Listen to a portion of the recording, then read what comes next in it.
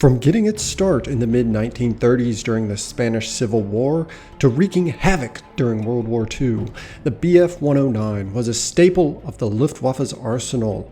The livery I've built in this video started off seeing action in the Greek campaign and was later transferred to the Soviet front for Operation Barbarossa.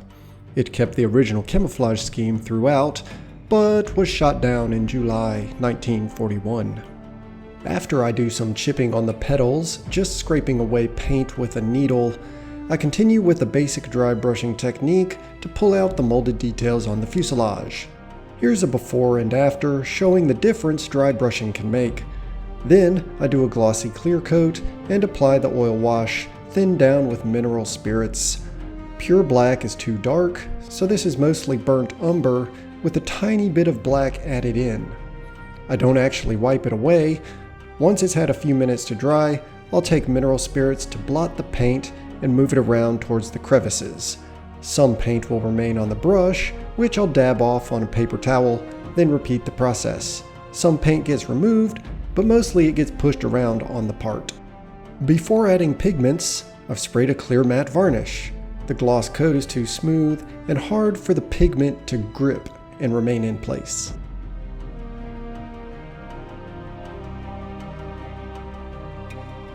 This little lever on the instrument panel is so tiny, but if you look closely, you can see it sticking out, held in place with a tiny bit of thick super glue. All the cockpit parts came with the kit and have a nice level of detail. In fact, I believe this is an out-of-the-box build. This was a Profi Pack kit, so the photo etch was technically included. The engine is completely hidden in the end, so I quickly painted it with black and RLM gray framing, then dry brushed it. Turned out pretty good for only a few minutes of work. I find that the panel line running down the fuselage seam turns out better when I fill and sand it, then rescribe it using a piece of tape as a guideline. I recut the vertical panel lines with the razor saw.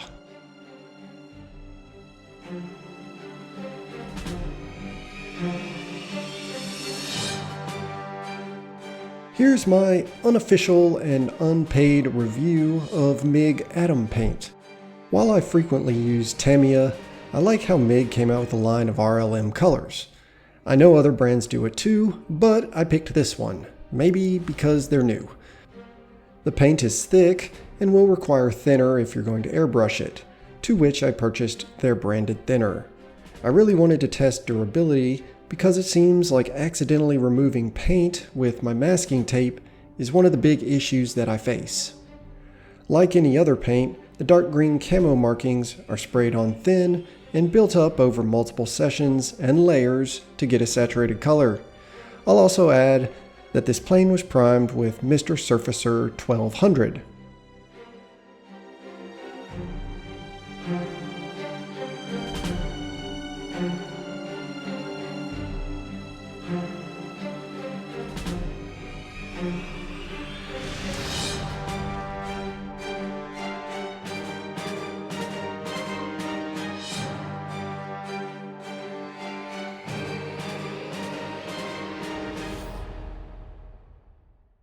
This was the first point I noticed some issues in scratching of the paint. Few scratches on the green. Interestingly, the sand yellow base coat seemed to hold strong. Maybe I didn't let the green cure long enough. I never figured out the cause, but I did have some touch up on a few different sections. Would I use it again? Sure, especially because I have leftovers. Would I go out and buy a full set of it? I'm not quite ready to make that jump just yet. After a clear coat, I did some light wet sanding. It'll make the surface extra smooth for those decals. And speaking of decals, here are the somewhat controversial Eduard decals. To peel the film or not to peel? That is the question. I always peel it on the large ones because I can see splotchiness and what seems to be air trapped beneath the layer of ink and the layer of film. Yes, sometimes I've had minor issues where it pulls up the inked section and creates a tear, but nothing significant that I can't fix. I've found that letting them dry for around 6 or more hours lessens the risk of peeling up the image. Nothing scientific with that number, I just know that you don't want to attempt the peel too soon after you've set it in place. An additional benefit of the gloss clear coat is that it helps protect the paint from being scratched when you try to start peeling the corner of the film. As for the tiny stencil decals, I generally leave the film attached and can't tell a difference.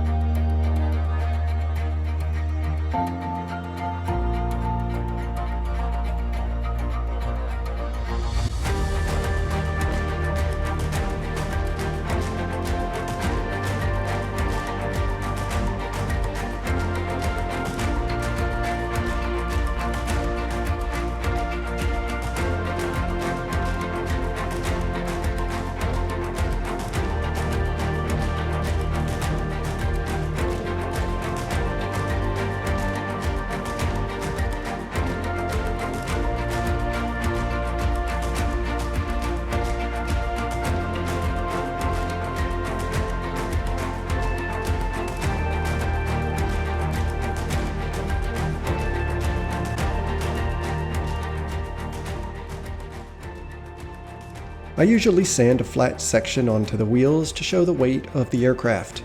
It'll make them harder to attach because you'll need to rotate them into the correct position before the glue dries. I always flip the plane over and try to support it on the wheels to make sure that the flat section actually lines up with the ground. This sometimes leads to a bunch of redos.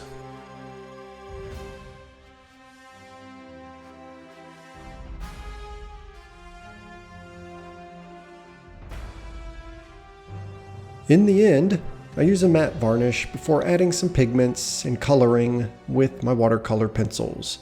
I'm looking to dust up the aircraft and dull down the uniform black on the decals.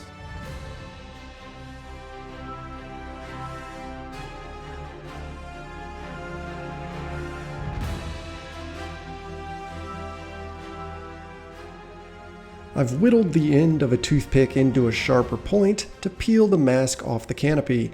This way, it's less likely to scratch the clear plastic compared with the metal point on tweezers. Whether you liked this aircraft or stuck around to see if I would glue my fingers together or nick myself cutting some of these super small pieces, smash that like button and subscribe to see more of what I can build. I will see you guys on the next one.